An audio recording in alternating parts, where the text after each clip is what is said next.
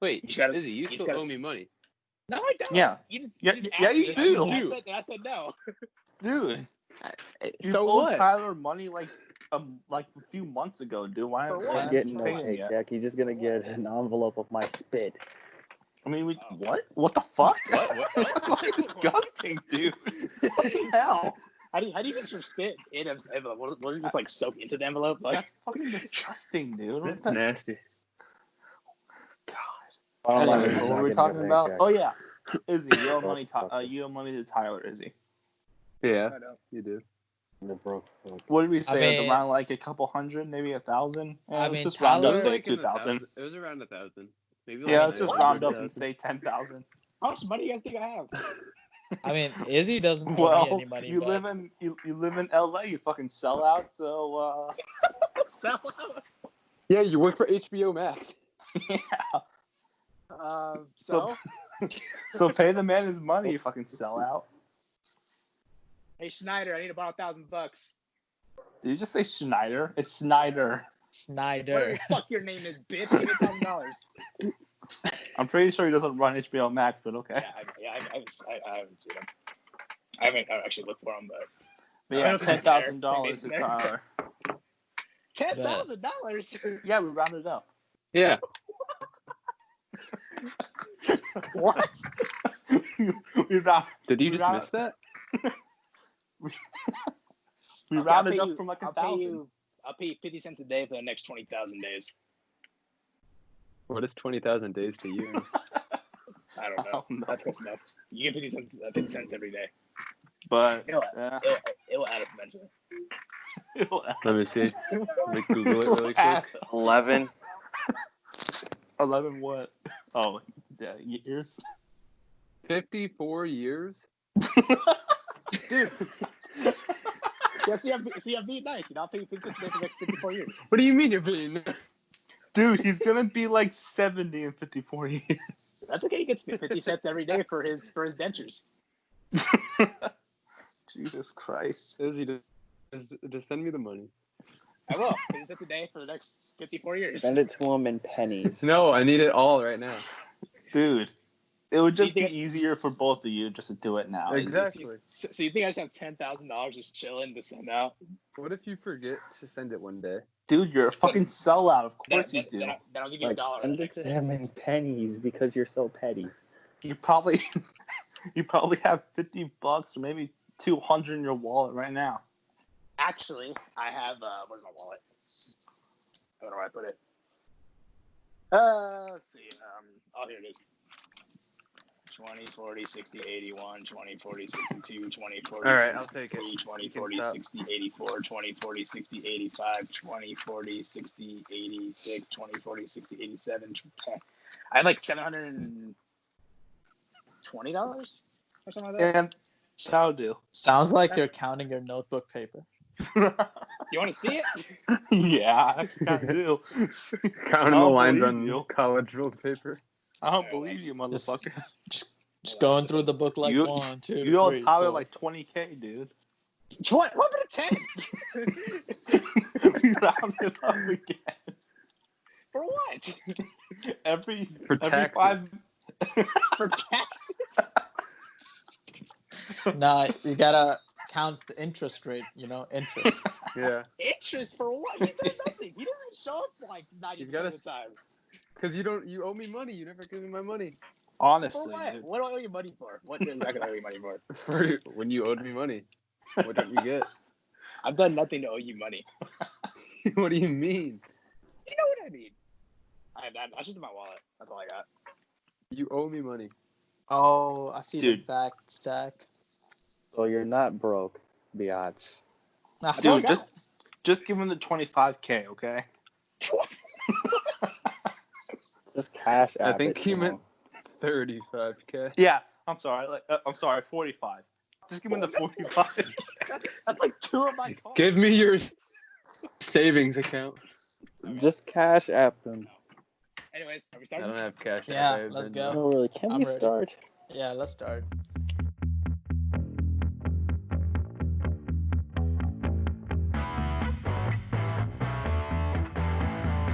Ladies and gentlemen, welcome to W.M.S.T Podcast, episode number 76. Make sure you like and subscribe and click the audio links in the description. Here is the cast for tonight. We got my boy, editor-in-chief Ziggler. What up, Zig? Hey yo. Hey, yo, you've been on that Attitude Era grind, right? Hell yeah. Hey, I don't know what the countdown to the millennial is, but it should be fun. It's in a Hell month. yeah. Yep. And we got the best screenwriter in the world. It's Izzy. What up, Izzy? Hey, Tyler's here.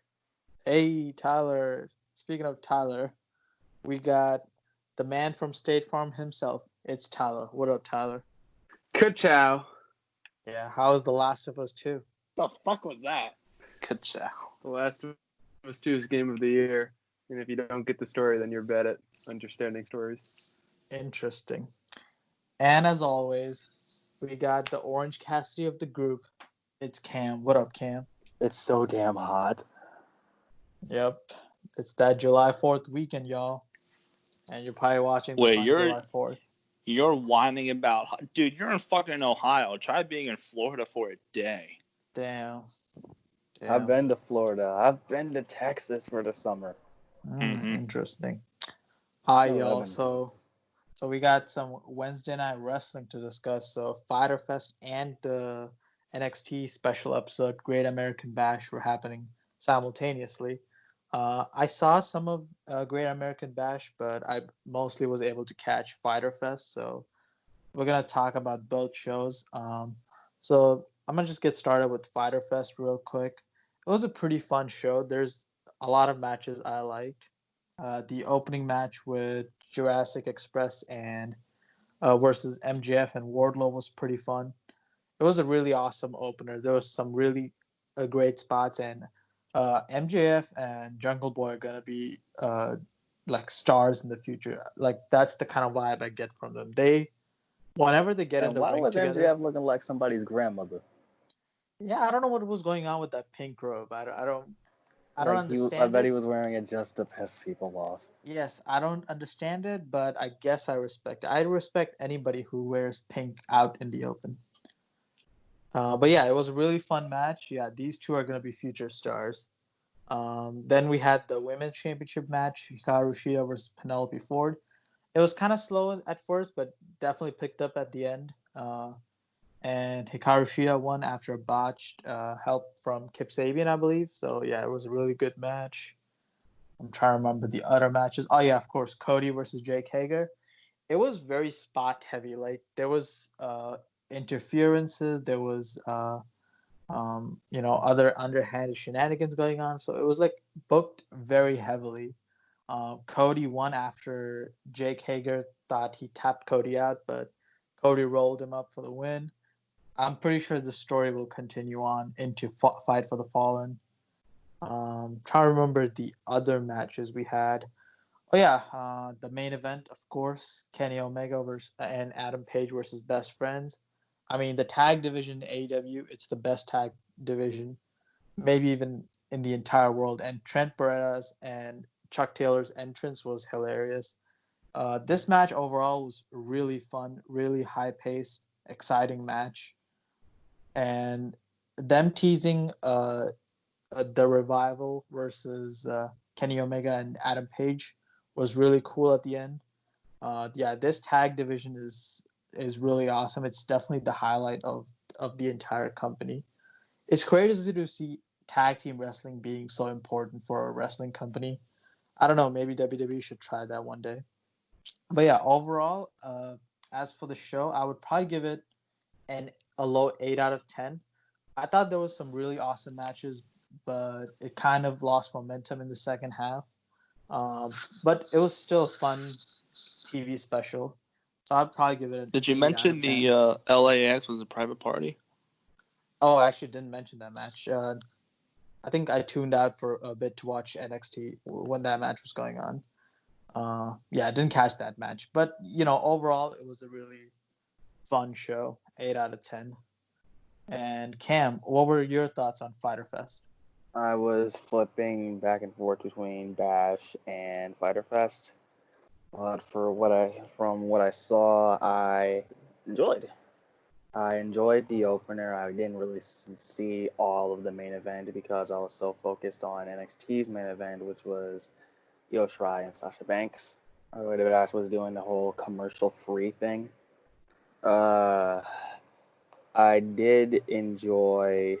Like, I didn't see all of Cody and Jake Hager, but I did hear that it was good. I did catch the finish to it. And I did see a bit of Private Party and Inner Circle. I mean, LAX. My rating would be 7. Yeah, I agree. And Ziggler, your thoughts on Fyter Fest? Yeah, actually, yeah, it's the first. This is the first Dynamite, or I guess not really Dynamite. It's the first like AEW show I've watched in quite a few months, pretty much ever since COVID. But yeah, I had a good time. My favorite match was probably the opener with MJF and Wardlow versus the Jurassic Express, and then the next match, Sheeta versus Penelope Ford, was really good too. But yeah, I think the right people won on Wednesday. I was glad that even though I love the Best Friends, everyone knew that they weren't gonna win the titles, and they didn't. I just think the show was all right. It wasn't the best, but it was still watchable, definitely. I do want to see people like Private Party and Best Friends win the tag titles once Omega and Hangman are done with them. Isn't Private Party facing them next week at Fyter Fest Night 2? I think they are. Yeah, they are facing them next week. Yeah, but I doubt it's gonna change hands though. They're just replacing the Brian Cage versus Jon Moxley match. Yeah, they're replacing that. That's gonna be for Fight for the Fallen because of Moxley and his COVID scare with Renee. Yeah, the Revival are probably the ones to take the titles off of them. Either that or the Young Bucks. But yeah, the show was good, but I don't think it was like great. It had good matches, but like nothing like really like great. So I'll probably give it maybe like a 7 out of 10. Yeah, I agree. Like, it was a pretty good night 1. I feel like night 2 would have probably been guaranteed to be better if Moxley versus Cage was happening. But we're gonna have to wait 2 more but weeks. We still have Private Party versus Hangman and Kenny at the main event, I think. So that's gonna be really good. Yeah, that should be really good. Yeah, so that should be a fun one to watch. Izzy, did you get to catch Fyter Fest or Great American Bash? No. But gotcha. Wow. All right. Yeah, I see you came well prepared. But Shelton Benjamin versus Get Rico. the fuck out of here. Anything? From Heat. That was pretty good. Other than that, yeah, I didn't watch anything. We'll see you later in 2020, man. Do you watch anything for the friggin' podcast? Yes. No. Who am I kidding? You don't. Because you don't give a fuck. Damn. Hey, anyways, I don't like these limited crowds, man. It just takes the fun from me. Yeah, I can definitely see that. Especially the WWE quote unquote crowds are annoying as fuck.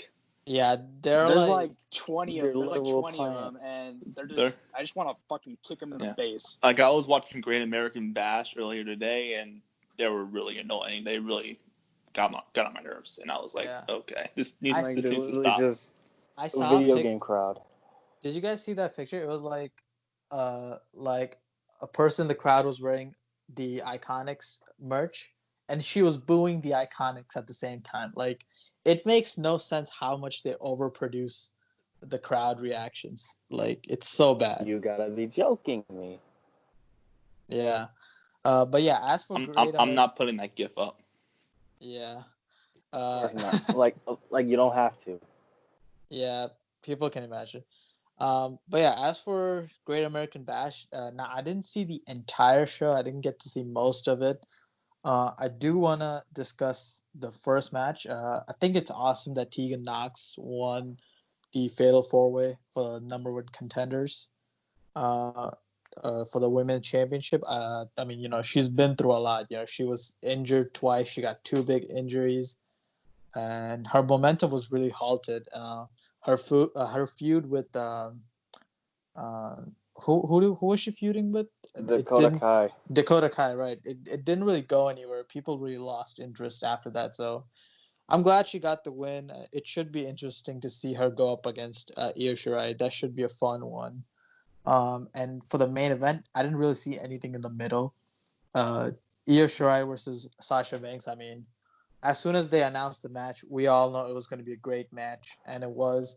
And seeing Asuka come out and help her out was really awesome.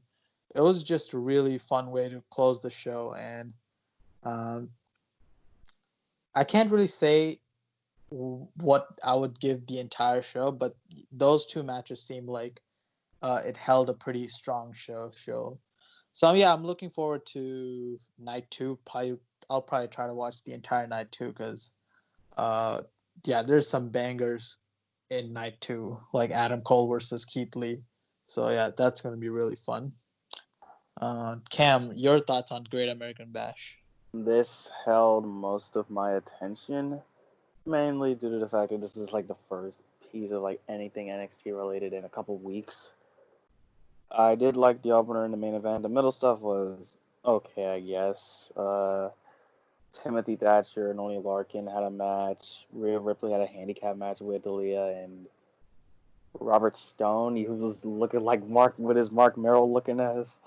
And Dexter Loomis, Samuel Shaw, and Roderick Strong had a strap match, like the like with Bray and Bryan at the Rumble.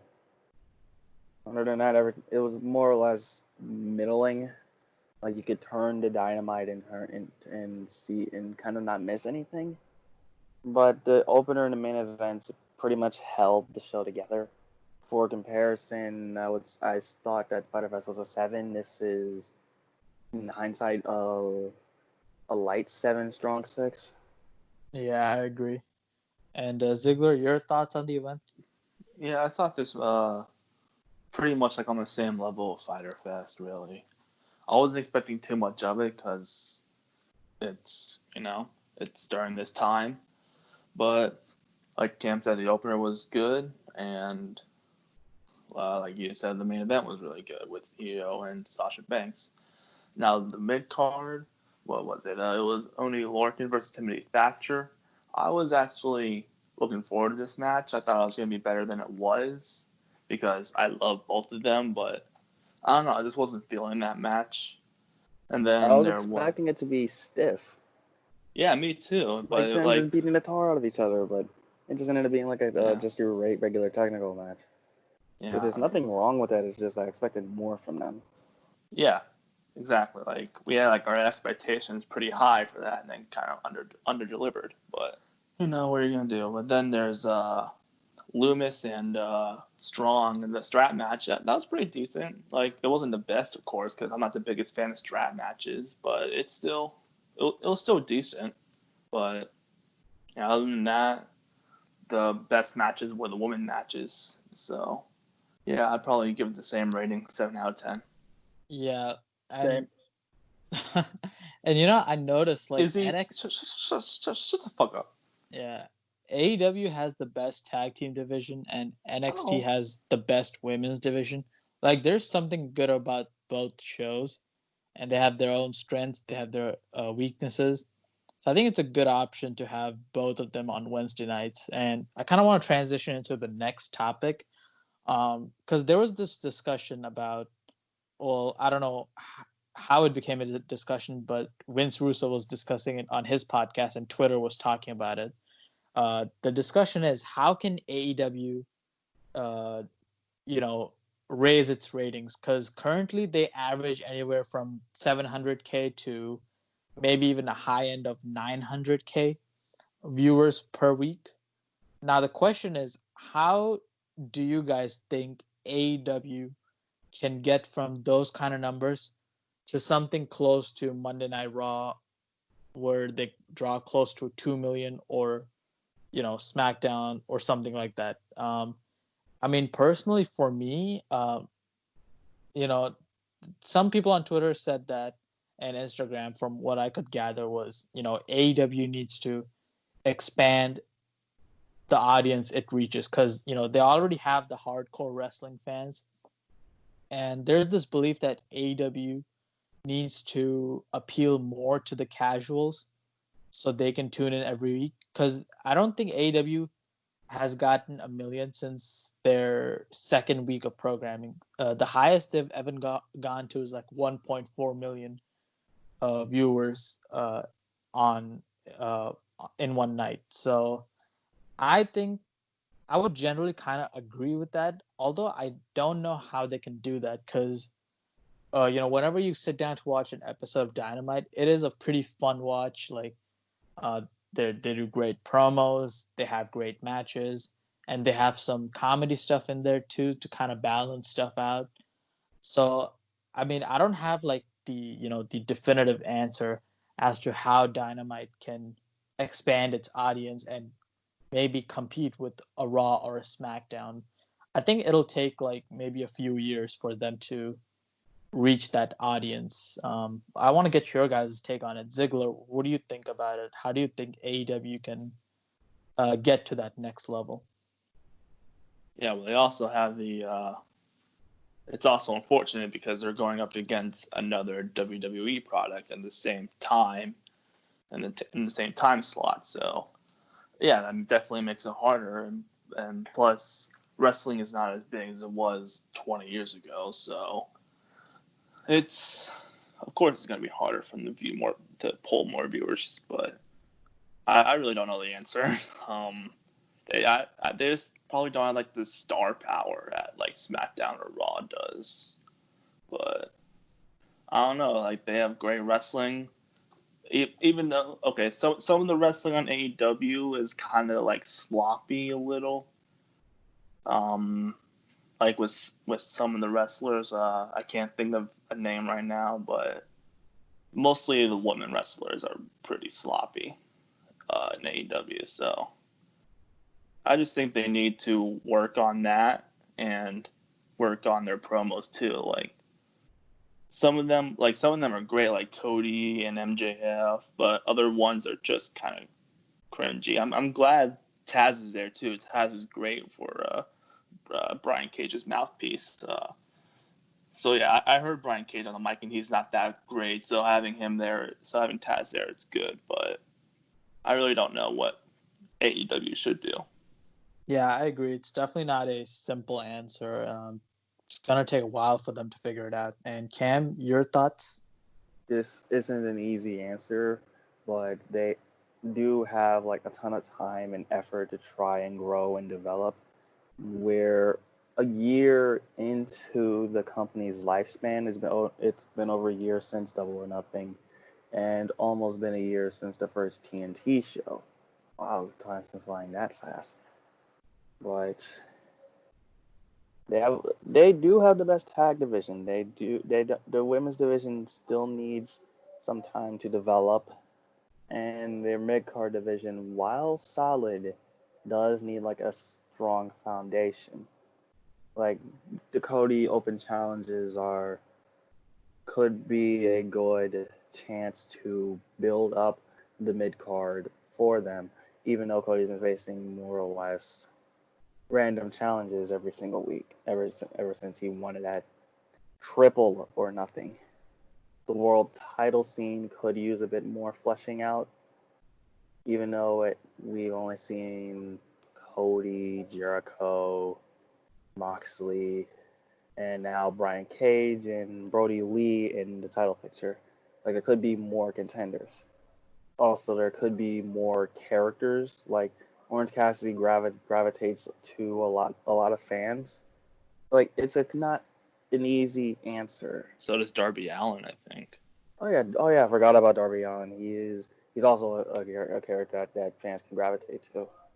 Yeah, I agree. They definitely need to keep developing their young stars, and I mean, if they develop them and they get a more casual audience to follow them, then that's a pretty winning recipe right there. But yeah, their roster is very deep though, so yeah, I just Like, don't know. it's deep, but it's not like full. If that makes sense. Like, But they they're don't going have up like a full against capacity roster. they're going up against another WWE product at the same time slot, so that really hurts them. Yeah. If it wasn't for And, that, then maybe. The problem, what I think is, see, NXT has, not counting like guys who are like on the main roster, but they have one of the most popular wrestlers in the world in Adam Cole. So, of course, we're gonna want to go see Adam Cole over like some AEW talent. And what AEW needs to do to gain some more ratings, what I think they need to do is, I'm actually agree with Cam, more character development, because we can watch any wrestling show to get wrestling or something, but when you're like older, we all know that we love a good story over anything else. So we need like, AEW's doing a good job of developing their young stars, but I think we need more of like guys that can draw you to watch, like kind of like I don't want to set the bar this high, but kind of like Well, we Rock have did, you know. they have Cody kinda, like, too. Cody's one of the best crowd. in-ring storytellers. Yeah, Cody is really good, and they have Hangman and Kenny and the Young Bucks. Their tag match was great. their division, their storytelling, their roster is really good. They have the potential, but I mean, we can't expect them to just beat NXT right off the rip. I mean, they haven't even been a company for a year yet, so we have high expectations. Yeah, well, NXT hasn't been on a main network for a year either. They've been on WWE Network for the past, 8 years?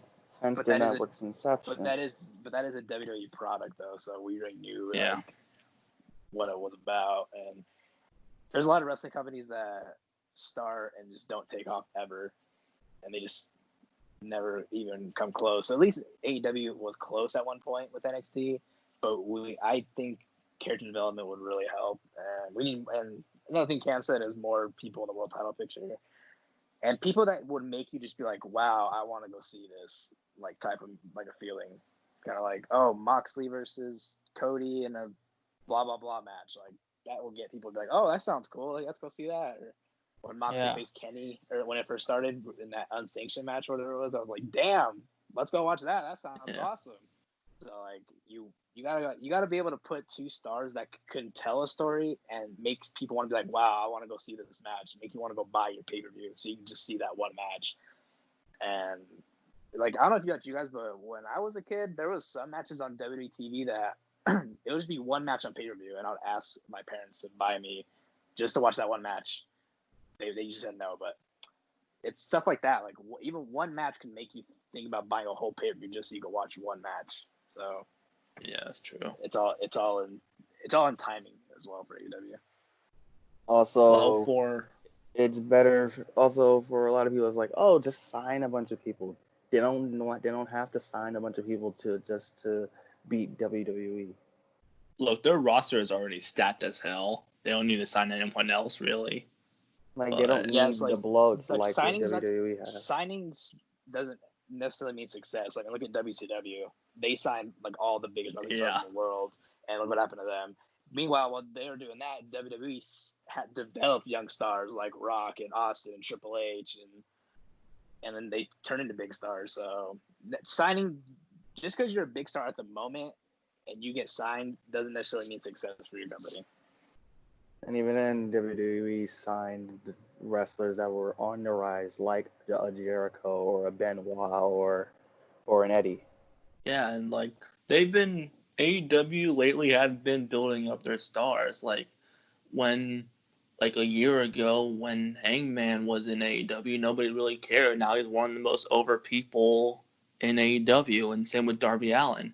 Nobody really knew who that guy was, and then I'm gonna say Darby Allin, yeah, and then he like became really big, and I think they've been building up their stars nicely. And they also have stars like that didn't really succeed in WWE that can succeed in AEW, kind of like back in the day.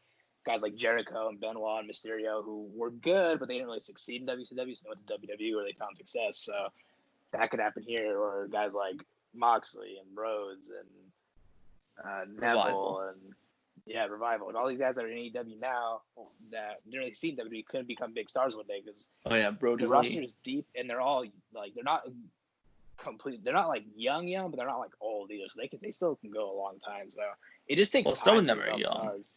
You're not going to develop a star in less than a year. So it takes time. Like think about when Austin went to WWE, he won King of the Ring in '96. It took him a while. Didn't win the WWE title to WrestleMania 14, which was like 18 months later. Yeah, but he won the Rumble in '97 though. Yeah, he did win the Rumble in '97, but he didn't get his title. That's the point. Even King of the Ring's like like in June. We're almost in January, so that's a 7-month frame.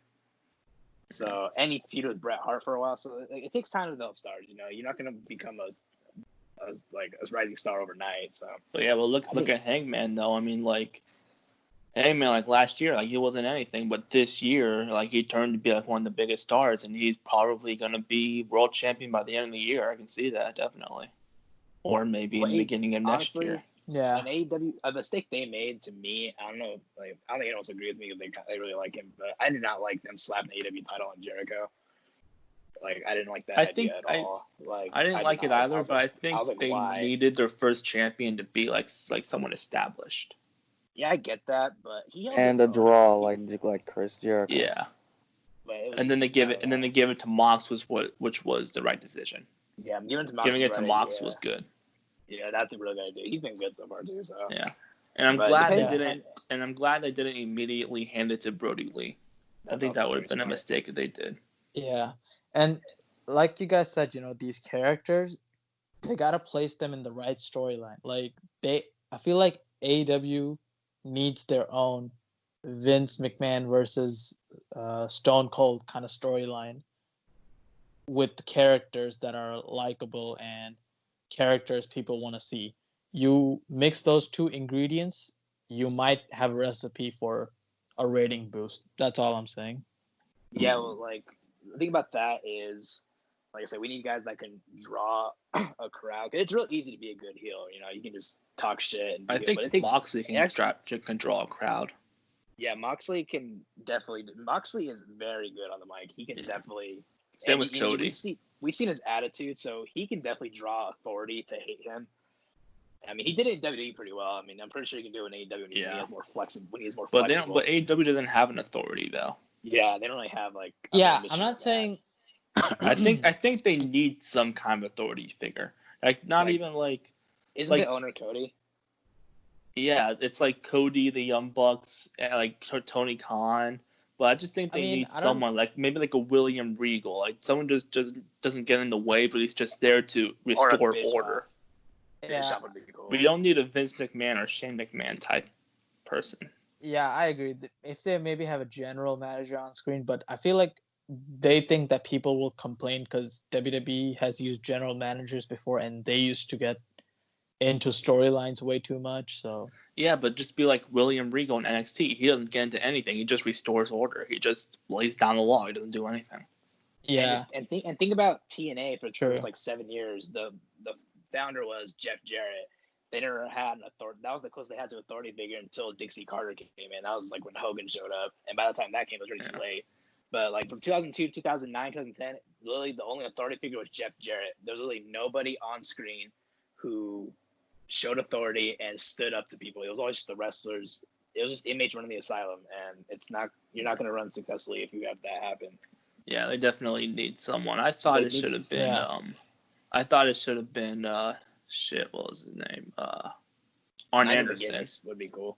Not McGinnis is NXT.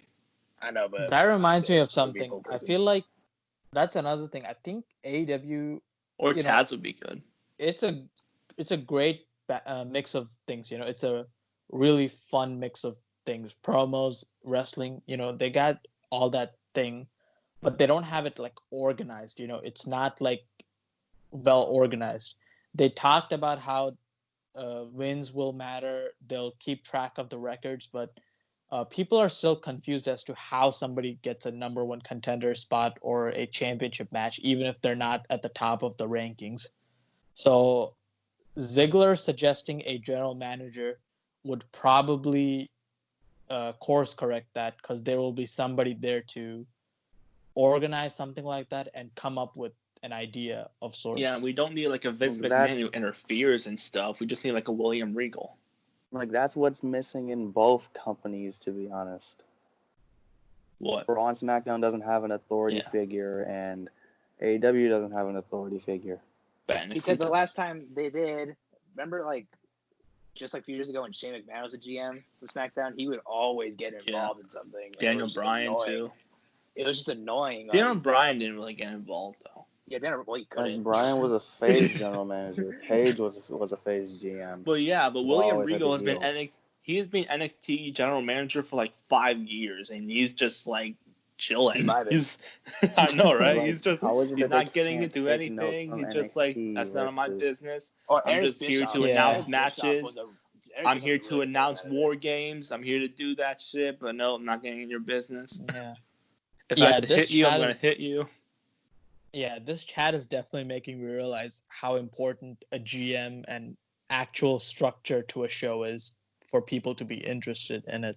It's a really cool conversation. Okay, yeah, I mean, if Tony Khan is down, if he's good on the mic, if he doesn't mind, Tony Khan can do it. Just put someone in there. I've never heard Tony Khan. AEW's been blending together for the past few weeks. Might as well have something. And if not, just get like a legend. You have multiple legends already. Get Billy Gunn there. Get someone, or Anderson. I don't know. It's great. It's great that how they announce matches and stuff, but it just makes you more excited and more part of the show when the GM goes out there and announces it himself when he acts as an authority figure.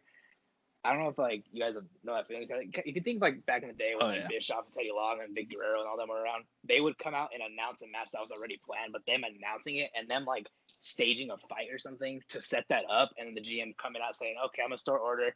This is the match." That just creates a good experience. I'm here to announce the Elimination Chamber. I'm here to announce Hell in a Cell. Whoa, like that was. Well, that was like 2 years ago, like when William Regal like announced like War Games. Like, that got me so hyped. Like him just saying War Games was like, holy shit, we're gonna get War Games again.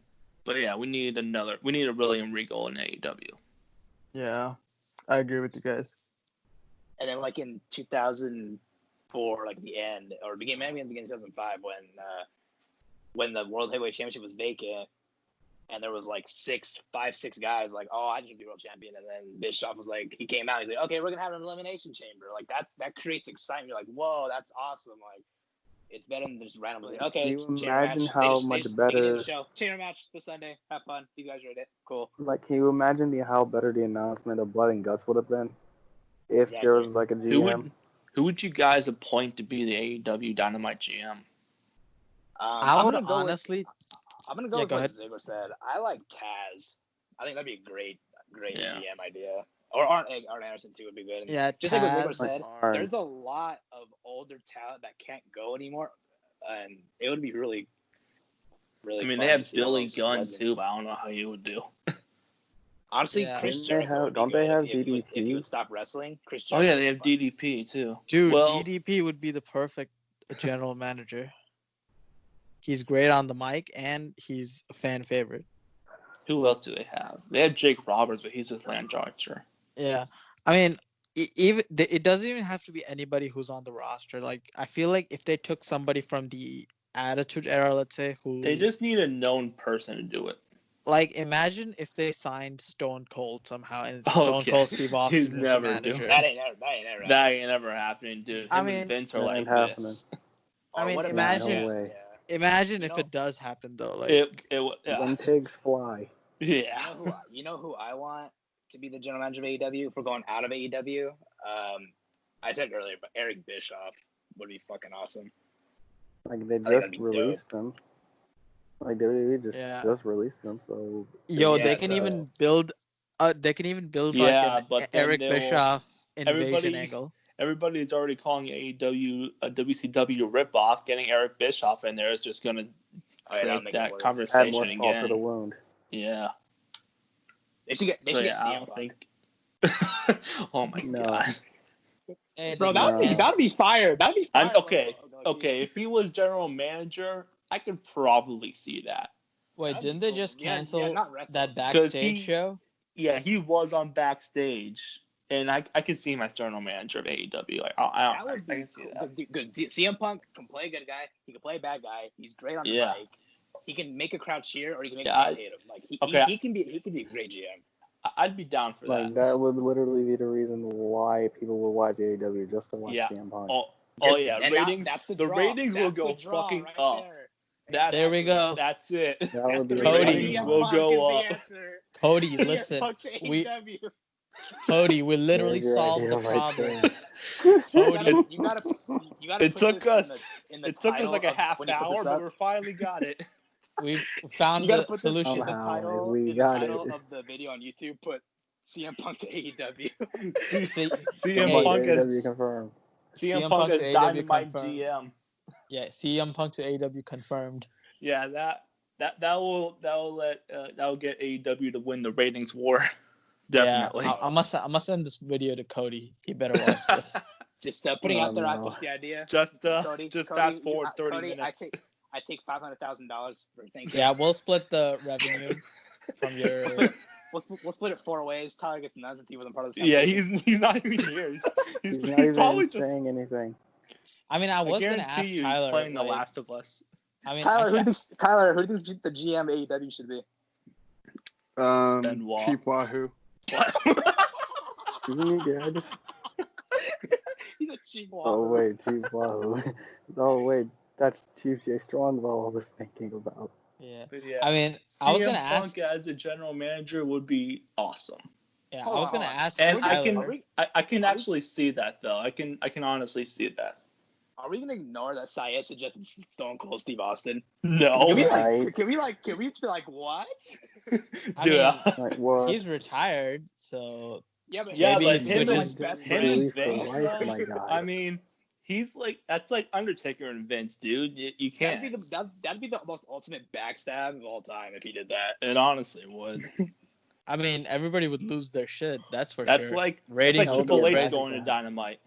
It would definitely draw, but like I don't think Austin would ever do that to Vince. Like he's loyal to Vince. Yeah, and same with Taker. We'll refer to this podcast when he does sign, though. But I can honestly see CM Punk though. Like ever since he said that, I'm like, oh, that's a fucking great idea. Like, how have they not done that yet? I was like, bro, I was thinking because Syed said think guys out of AEW. So I was like, I kind of thought WWE guys who were good, who I thought would always be good general. And he already returned to a wrestling program like a year ago to Fox, and he can do it, dude. On TNT, dude. Let's do it, dude. They need to do that as soon as possible. That's how they win the ratings war. Izzy is a fucking genius. That's how we put bums in seats. Yeah, that'll get the ratings up high, and they'll call it, dude. That's it. Yep. AEW by knockout. Knockout. Bro, CM Punk like just show AEW ratings 2 million, NXT 100. Like if they don't announce CM Punk, he just debuts AEW as a general manager. Yeah, those ratings will shoot the fuck up. Like it would be insane how much of a difference they would have. Adam Cole, who? For real. Yeah, they need to be doing everything in their power to sign CM Punk. Like that should be. That's your golden ticket right there. I mean, yeah. You want to win a ratings war? There, yep, there you go. Yeah, just sign CM Punk. That's it. Wasn't CM Punk at StarCast or whatever with AEW one time? Yep. 2 years in a row. Oh, nice. Mm-hmm. Oh man. It's probably not gonna happen. Hey, well. But they desperately need the authority figure. Yep. Remember episode 76 when it happens. Hi, y'all. It's time for the Wheel of W.M.S.T podcast. So this week we're going to do a pay-per-view. Last week we did a video game. So Izzy, go ahead, spin that pay-per-view wheel. All right. And make sure you record it. So the Izzy, years spin that. Oh, you already spun it. Is 2010. Oh, God. Okay. 2010 was ugly. And 2010. We are getting is... This is going to take a while. Hell in a Cell. Oh, God. 2010. Oh, God. 2010 Hell in a Cell. Okay. Kane picks Undertaker. That's all I remember. Didn't that? Oh, yeah, Kane versus Undertaker. Wade versus John Cena. Wasn't it Morrison? Orton, Sheamus, Hell in a Cell. Yeah, that was one. This was the one where John Cena the only joined good the match Nexus. on that card. Oh yeah, he picks Wade Barrett. John Cena joined the Nexus. Yeah. Or he was forced. Cool. Didn't he get like attacked by like Husky Harris or something I like don't that? fucking. Bray Wyatt? Oh, the opener was good. Was Brian, it Miz, Miz, and Brian? Yeah, submission Yeah, count submission anywhere. count. Anywhere. And Miz tapped like a bitch, like Austin. No, Austin has never tapped, you motherfucker. Austin has tapped multiple times. He has never tapped. Bret He Hart has can tapped tell you multiple that. times. He has never tapped. Let's ask Chris Benoit. It is Oh, yeah, 'cause he's dead. 1999. Chris Benoit is a Tap out to Kurt cruiserweight in Angle. WCW. Let's ask Kurt Angle. Wrestling. Let's ask Kurt Angle. Kurt Angle made him tap. Kurt Angle made him his bitch. Kurt Angle? Who the fuck is Kurt Angle? He An was Olympic at gold Heat, you medalist? That's right. Bro, Kurt Angle I kicked barely his ass. remember him. Dude, I wanted Wade Barrett to win the WWE Championship on the last pay-per-view that happened before this. It was Night of Champions, I believe. And then he lost, and then he kept continuing his feud with Cena, when he was getting buried at SummerSlam. And I was glad he finally got a W at Hell in a Cell. Wasn't it Night of Champions, the 6-pack challenge? Yeah, the 6-pack challenge, And right? then Jericho left after that. Yeah, he would have correct. left right after the fact. Because Cam seems to just know all the backstage stuff. He just knows exactly why people leave and why the reason they leave. Weirdo. Because he would have left on a Raw episode. He would have been punted off of TV. Or would have punted him and then wrote him off TV. Oh yeah. Anyways, yeah, I don't remember that card at all. I just remember. Me neither. I remember Sheamus and Orton being kind of boring. That was like the second. That was the second match of the night, which was weird. It was for the title, WWE title. I remember the opener because I just for the remember hell of it. Morrison jumped off like the set. Oh yeah, I remember that too. That was so dope. The opener, I think, was the best match. Yeah, because didn't like It was Paul the Bearer only turn best. that night? It was the only good match didn't- on the card. Didn't Kane win because of didn't he use Paul the Bearer- urn? Paul Bearer returned and gave Kane Undertaker's urn. Yeah, then he used And like then he his hit him with glare or whatever. I don't know. And I then don't remember. and then they had a Mania buried alive match at 14 Bragging and Rights Unforgiven, where this Nexus isn't. buried Undertaker alive. Oh, the best match of the card: Natalia and Michelle McCool. Singles match for the Divas title. 5 minute That classic- minutes with 2 good wrestlers. That classic title design will go down in history as one of the best. I'm really just going on top of my head. I really have no idea what the card was. Edge defeated Jack Swagger. I literally do not remember that 11 match at minutes. all. I didn't even know they had a feud. I remember they had a feud like in April-ish because they had a cage match, and then Edge making fun of Jack Swagger's speech impediment. Yeah, that's what you wanted to face. Yeah. He was like Making making fun of someone's disability. Edge is like they were like backstage. Edge is like, he's like, we're gonna go to the ring. I'm gonna beat you with a spear. And Swagger was like, you're gonna do what? I was like, oh yeah, I forgot. Let me say it the way you can understand it. He's I'm gonna hit you with a spear. And then he walked away. Good guy, Edge. Randy vs. James was 22 minutes. Holy shit! I know, dude. It was long as hell. bleed out. It was for that long. Cell matches bleed to 20 It minutes. was. They dragged that match. My God. How I don't did think Cena? I don't think I've ever seen Cena that match, to be honest. bleed to You're 17 lucky. I minutes. saw it like twice, maybe 3 times. I saw Orton. I remember Orton and Sheamus from SummerSlam that year, and then Orton and Sheamus from Royal Rumble. I think. This was not a good year to spin, dude. Why did you spend 2010? Like, Respin. I don't choose. Just pick Respin. WrestleMania if you're gonna watch something from 2010. 2010. What was it? Fatal 4 was pretty good. The only good match on Fatal 4. You think that was pretty good? What? Yeah, I That's thought the that was a good thing. show.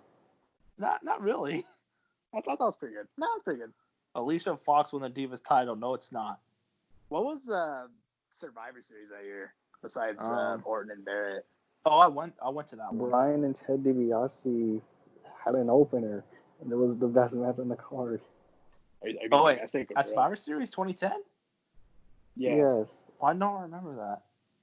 I was in I don't either. Miami. I was there. I didn't go to that show. Wow, lame. Wasn't that Del Rio and Mysterio? Oh, Like fuck. team match. Oh yeah, they had a team match. I think. Yeah. Yeah, we popped hard for MVP. That was like the Remember loudest Tyler pop Rex? of the night. And I I got. don't remember Survivor Series 2010. I got I my do sign remember. on TV. Oh wait, Survivor Series 2010. That was the GOAT DZ crew versus Low-Key. I mean, come And on. wasn't it Edge versus Kane for the title? Oh, yeah, ended like in a double count. And it ended in a draw. Yeah. Okay, yeah. Okay, that card sucked. Oh yeah, Randy Orton defeated Wade Barrett. Remember? Oh, yeah, that's when- fired. What? Oh, that's when Cena got because Cena's the ref, and if Orton won, he got fired, and if Barrett won, he was the champion. Oh yeah, I was sad then, man. I was in the crowd with my Cena shirt. I was like, oh man. I was crying. Sad boy. I was my Cena shirt. I was wearing my orange Never Give Up C Nation shirt. I was sad as hell. I you choose the orange one. That one's so bright. The orange one was the best one. I was the kid, goddammit. Out of all the orange one was the best shirts, one. I probably like the purple one. I hated the red one. That one was really ugly. That purple one was ugly. No, that purple one was dope. Pretty fun. Yeah, I had a Randy Orton sign. I was up on the Titantron. It was fun. Wait, you were at that event? Happen. Yeah, I was at Survivor Series 2010. Oh, Proof it didn't happen. And during Orton's entrance, I had a sign. They showed me. I was like, hey. Dude, wait a minute. Where was that event? I was young as I fuck. forgot. Miami. It was in Miami. Oh, Yeah, it was in Miami. It was during Orton's entrance. My hometown. Yeah. I might find My it. hometown. Bro, Survivor Series Our 2010 has one of the most heartbreaking endings to a pay-per-view ever. Dude, I know. I was in the crowd crying in my C Nation shirt. No, not. No, wait a minute. Not the fact that Cena lost. Oh, yeah. It's Wade Barrett losing for Syed. Okay, Yeah, Wade Barrett universe. It's because fanboy. Exactly. I was such a Wade. The most disappointing, the most sad ending in WWE history is WrestleMania 26. All right, get it right. All right. I actually cried for like 2 hours straight when that happened. I mean, yeah, that was the most, but for me personally, bro, that was heartbreaking because I was looking forward to seeing Wade Barrett as the WWE champion, and then that was such bullshit. You know what's funny about 2010? The funny thing about 2010 is like that's when the word bury started getting popular, and then Cena literally buried Wade Barrett at TLC. Like he literally did it. Yeah. That's what makes like it so buried funny. him under the chairs. Dude, he wasn't even buried him. And he was like fired for like 1 week. He came back after like 2 weeks. That was such bullshit, man. And then started beating up Nexus. He like beat two in the parking lot. He beat up Otunga in the hotel. He beat up Wendy's guy. I mean, Heath Slater. Fired. Fired my ass. God damn. And he ate him. And he's like, this will stop you from facing me in a match. He's like, bro, you're fired. How are you getting in that damn arena? Because you can't jump the barricade. He's John fucking Cena. He's an invisible bitch. You can't see him. We can see him. Yeah, we can see him. That's true.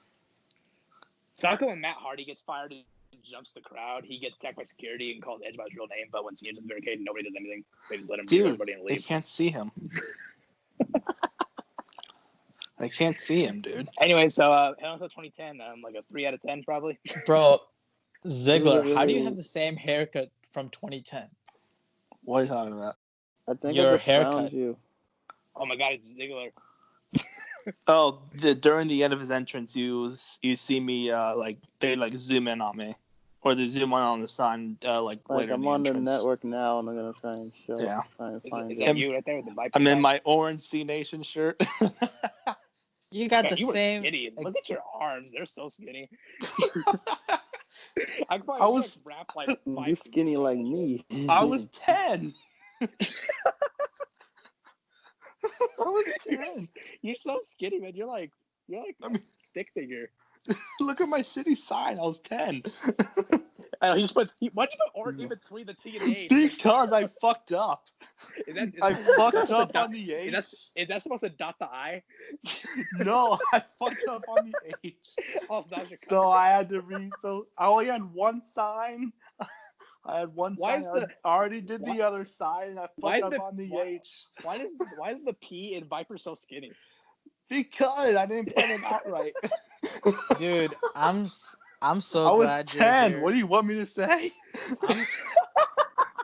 Dude, Ziggler, I'm so glad you're here. If you weren't here, and we got this pay-per-view, we wouldn't have known that We you were didn't even get this pay-per-view. We got Hell in a Cell. We got Hell in a Cell.